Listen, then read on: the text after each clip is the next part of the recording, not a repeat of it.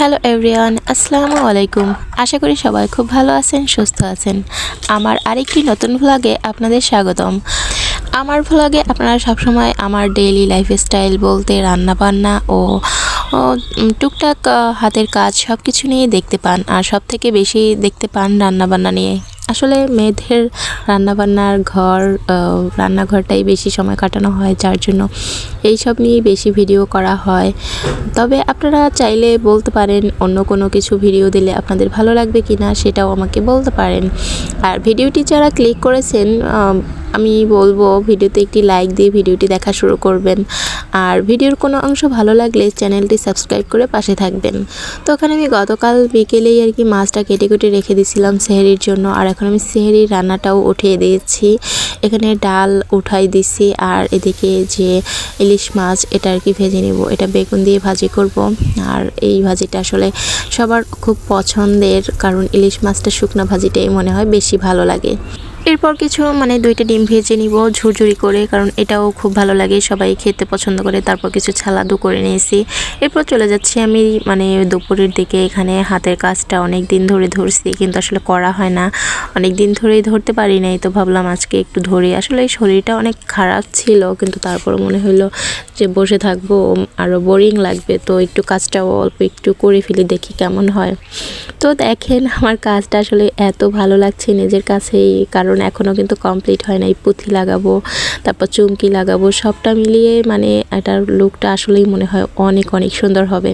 এখনই মনে হচ্ছে ফুটে উঠছে, কিন্তু কমপ্লিট হলে যে কেমন লাগবে সেটাই আমি ভাবছি। তো যাই হোক, আপনারাও সাথে থাকেন, দেখতে থাকেন। এইটার ফাইনাল লুকটাও আসলে আমি সামনে আপনাদের সাথে শেয়ার করব। এরপর আবার চলে যাচ্ছি ইফতারির আয়োজন করতে। তো গতকাল ইফতারির যে আয়োজন করছিলাম সেগুলো অনেক বেশি করা হয়েছিল, আর সব কিছুই আমার আজকে হয়ে যাবে। তো সব কিছু রেডি ছিল, যেহেতু আর গোছগাছ করার কোনো সময় লাগেনি। এখন আমি আর কি যে ছোলা সিদ্ধ করে রাখছিলাম সেগুলো অল্প কিছু নিয়ে নিব, আর আলুর চপ ছিল, অনেক কিছুই ছিল। ইফতারি ফুল প্যাকেজ আর কি রেডি ছিল, যার জন্য আমার আর কোনো সময় লাগেনি। এই যে পেঁয়াজও রেডি মিক্স, তারপর গোশের চপ, আলুর চপ, এই যে শাকের চপ, সব কিছু রেডি ছিল।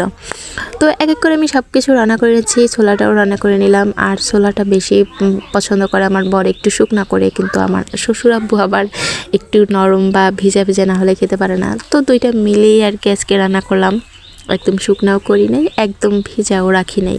এরপর ইফতারির যত আইটেমই থাকুক না কেন, আসলে আমার শাশুড়ি মার বা আমারও আর আমার বরেরও ভাত না হলে চলেই না।